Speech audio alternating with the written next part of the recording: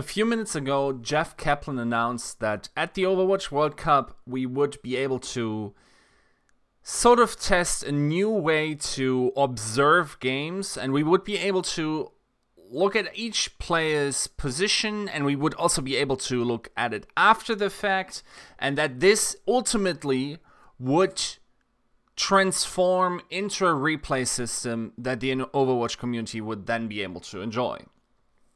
Now, in game development, as I perceive it, there are certain changes which are fairly flat in value created and effort inserted into that thing.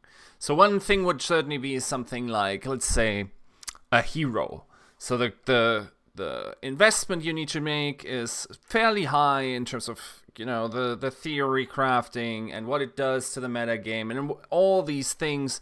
You need to create the art, the lore behind it, the voice actors and whatnot, and out comes a piece of addition to the game that then makes this aspect more interesting. It doesn't change the entire game, but it has impact on the meta, and it has a certain return, and it is some sort of a as felt even trade-off or even ratio of value created to effort inserted. Now, I argue that the value created from replays is exponential in what it will be able to provide. So what do I mean by this?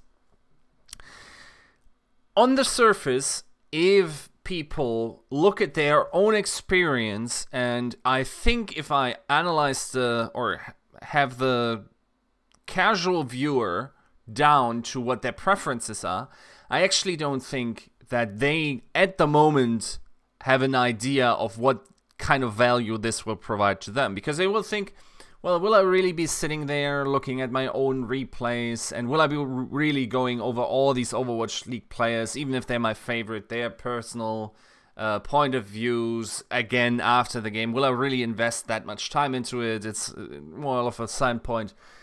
Well, my argument is that it will improve certain areas that then will benefit you in some way, and therefore increase the value exponentially. I think the introduction of the replay system, be it as probably complicated as it was, will have huge payoffs in a lot of different fields. So let's name some of them. First one obviously being self-improvement.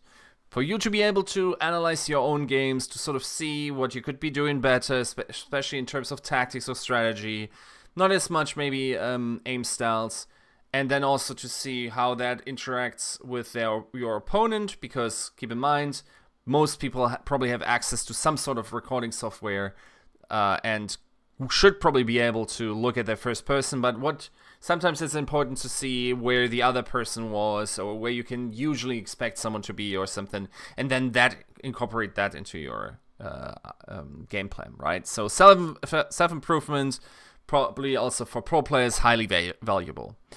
Then we go to analysis, and here we can say it's sort of more and more levels the playing field between the amateur analyst and then the professional analyst, right?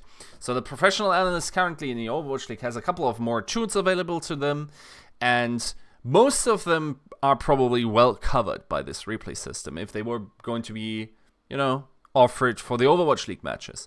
So someone from the outside can come in, can invest some private time, maybe make their open team a little bit better, or their contenders team or whatever. They're not highly paid, but now they have access to some high-powered tools that allow them to exponentially increase their understanding of the game.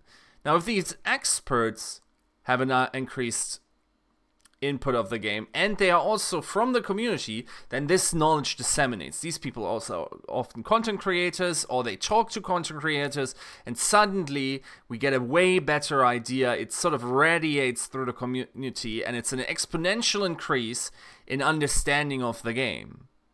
So that also then leads, probably, I would say, to more enjoyment watching, for instance, pro plays. right? Because if you really understand what's going on there, and if someone can really accurately break it down for you, and then I'll possibly teach you how to see these moments as they happen, that is an enjoyment changer for the entire community. Now, you might be skeptical about the actual effects. I tend to think that this is a huge thing for the general community. I came from replayers.com and used to be, I think I was 16 years old at the time, a replay approver for them, and just getting into these replays and being able to tell the story based on them was marvelous. And that also helps with two very important tools for content creators. One of them is that this helps create accurate narratives and helps to back them up in ways to, for instance, create certain analysis videos and whatever, right? But the big thing also that could once again be coming back based on these changes, because previously it was very hard in Overwatch to achieve, are frag movies, of course. So right now, there are a bunch of frag movies I recognize. For instance, the Kaiser montages were always quite enjoyable, but in general, without these systems, these replay systems, you were quite limited in the ways you could, you know, realistically craft them. While in games like CS, you could take the demo and look at the angles, and you could follow the bullet tick by tick and whatever, and you can really see how close certain situations was, and after the fact you could create these narratives of how crazy that play really was, go over it again, like analyze these moments where the casters went nuts. And sometimes these moments, when you think you're experiencing them live and they're already so crazy, now if you slow them down, the experience has shown, and if you can't see them from different angle, now you get the full picture. Now you actually understand just how many levels deep these pro players are sometimes able to think, how accurate their aim really is, right? And while this is probably, you know, you can see this from the first person, we were sort of, you know, depending on the observing team, to be on these players in these moments at all times. So what that means is, yes, they had multiple observers, but what if you are not in that first person when you know that one clutch kill happens or whatever? Now you're not missing anything anymore, right?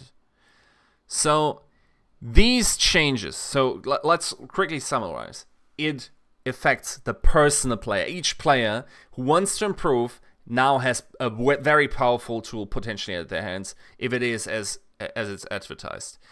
Amateur and professional analysts get to up their level. They then disseminate knowledge into the community. The community's level rises of understanding. More accurate narratives are possible to be crafted and also understood by the community. And then also the artistic element comes into the game, where you can recreate certain scenarios from Overwatch League matches, where you can really understand the full picture of the entire thing. And overall, this creates a scene that is not only more knowledgeable, but because of their investment, because of their increased skill, also will have a higher enjoyment of the game, or so I predict. Thanks for watching.